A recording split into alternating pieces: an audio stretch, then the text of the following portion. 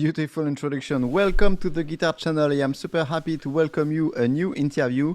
I have on the other side of the Zoom connection, the one and only Ariel Posen. Ariel, how are you doing today? Hey man, I'm good. How are you doing? Thanks for having me. I'm great. I mean, it's really a pleasure. I mean, I've been listening to your music over and over for the past few weeks to prepare for that interview, and I can't tell you how excited I am to be able to talk to you. So thank you very much for your time. You have to tell me, Ariel, what was your very first guitar? Well, my very first guitar was a piece of shit acoustic. I don't even know the brand. I still have it though. I have nice. It's still got the Green Day sticker, the Rage Against the Machine sticker on it.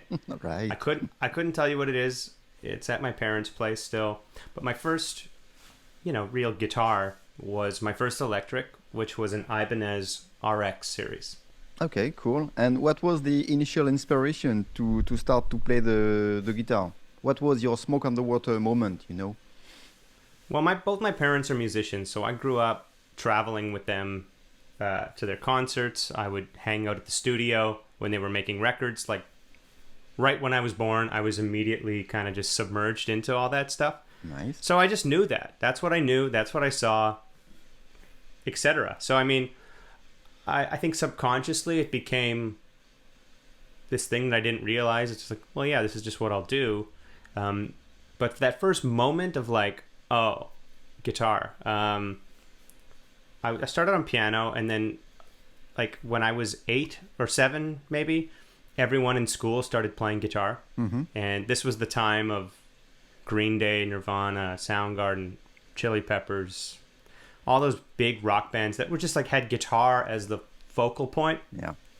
And the Beatles anthology came out too at that time. So that was another huge thing. So all those things combined just kind of made me, I just wanted to play those songs. And so I did. Dove in. Nice.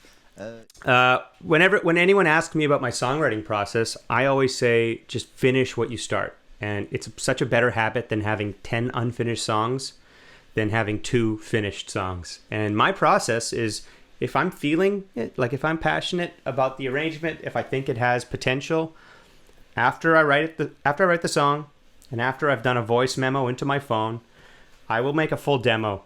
I'll record vocals, guitar, bass. I'll program drums, or if I can convince somebody to lay down some drums for me, I'll make a demo.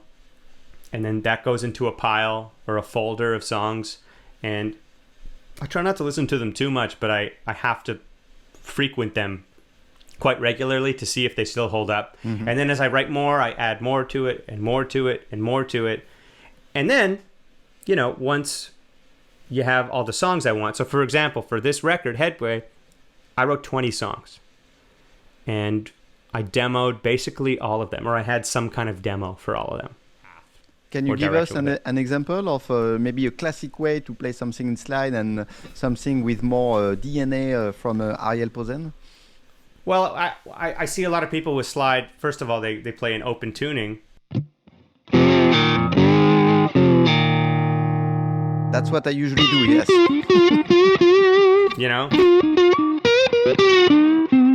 That kind of stuff. Or... Right. Which is all great stuff. There's nothing wrong with that. Nothing wrong with that. It's just not what spoke to me. It's not what inspired me, I just come from listening to music that is so melodic, and I love melody. So, I mean, if I hear a line in my head,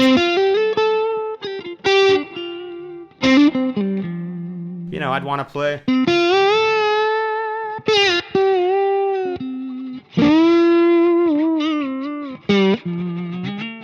And it just lets you say the same thing differently.